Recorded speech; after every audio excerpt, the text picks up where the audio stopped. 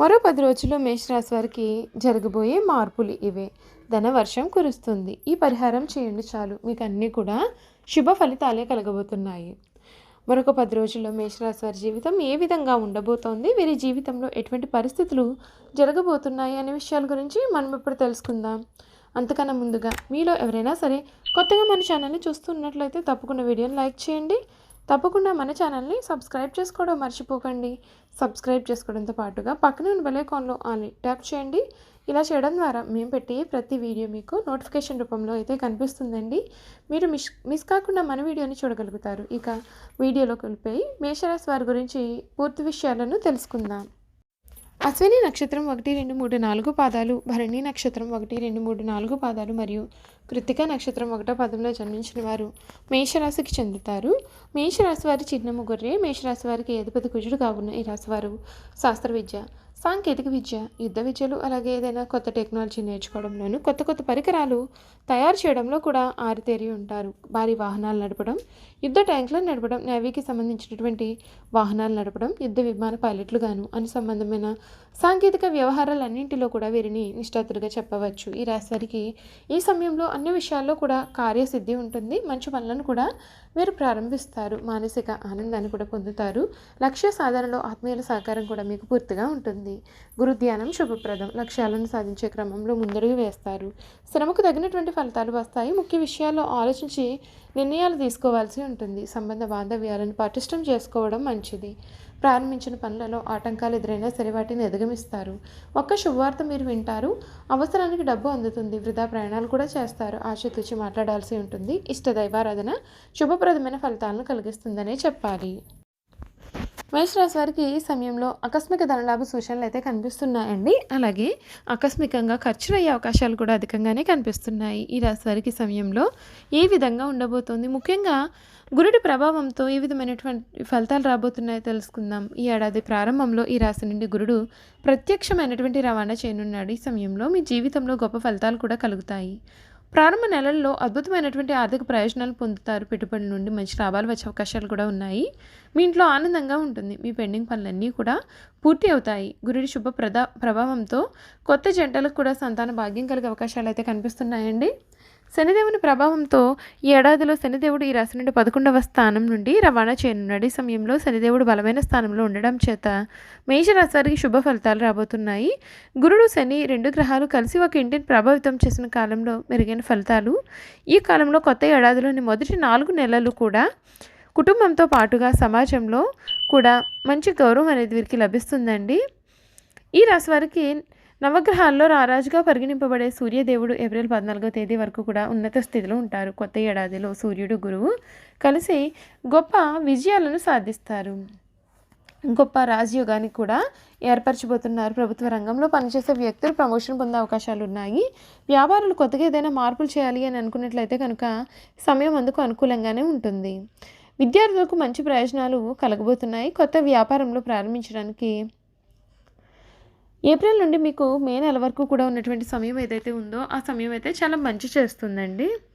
ఈ రాశి వారికి రాహు 12వ స్థానం నుండి సంచారం చేసే సమయంలో విదేశీ సంబంధిత వ్యవహారాల్లో శుభ ఫలితాలు వస్తాయి. రాహు ప్రభావం శుభప్రదంగానే ఉంటుంది. మీ ఇంట్లో సంతోషకరంగా కూడా ఉంటుంది. మీరు కొన్ని విలాసవంతమైన సౌకర్యాలను కూడా పొందే అవకాశాలు ఉన్నాయి. విదేశీ వ్యవహారాలు చేయాలి అని అనుకునేవారు మంచి ఫలితాలను పొందే అవకాశాలు కూడా కనిపిస్తున్నాయి.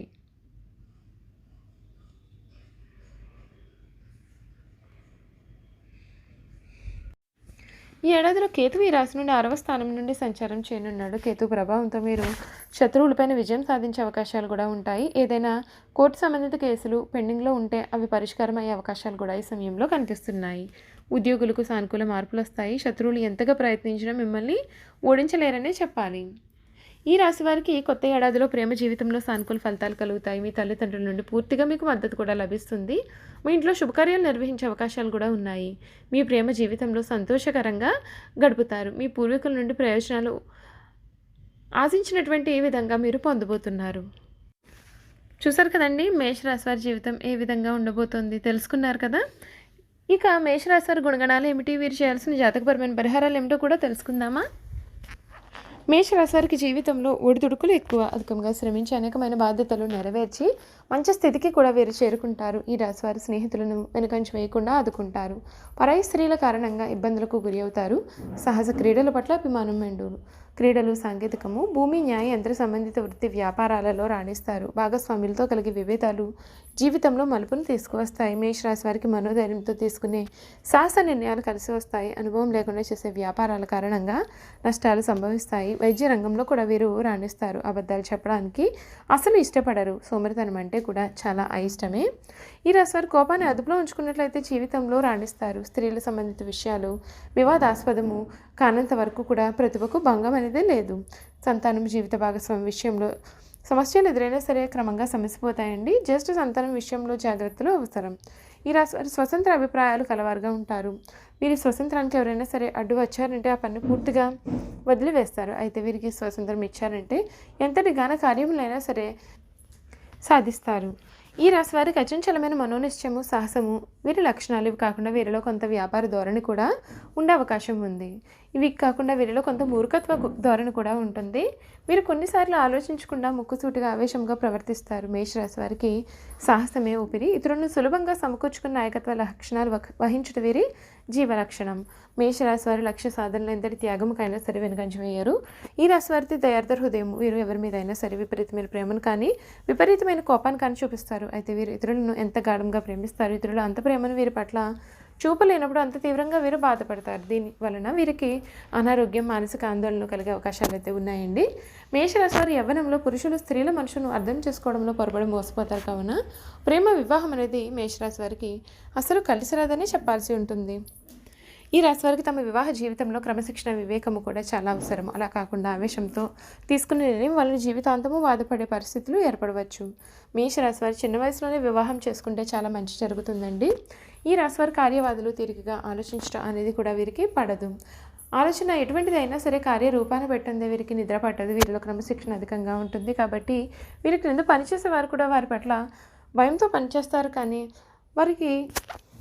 వారి మీద ప్రేమ అయితే మాత్రం కలగదండి. చూసారు కదండి మేషరాశి వారి గురించి. ఇక వారు చేయాల్సినటువంటి కొన్ని ముఖ్యమైనటువంటి పరిహారాలు ఏమిటో తెలుసుకుందాం.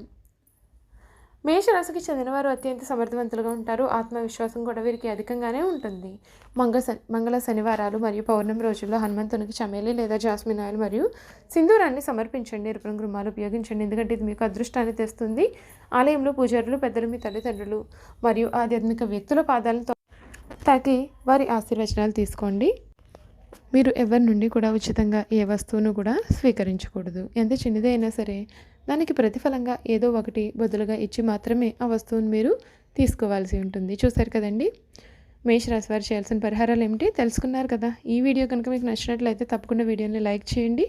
తప్పకుండా మన ఛానల్ని సబ్స్క్రైబ్ చేసుకోవడం మర్చిపోకండి. సబ్స్క్రైబ్ చేసుకోవడంతో పాటుగా పక్కన బెల్ ఐకాన్లో ఆల్ ట్యాప్ చేయండి. ఇలా చేయడం ద్వారా మేము పెట్టే ప్రతి వీడియో కూడా మీకు నోటిఫికేషన్ రూపంలో కనిపిస్తుంది. మీరు మిస్ కాకుండా మన వీడియోని చూడగలుగుతారు. Thank you for watching.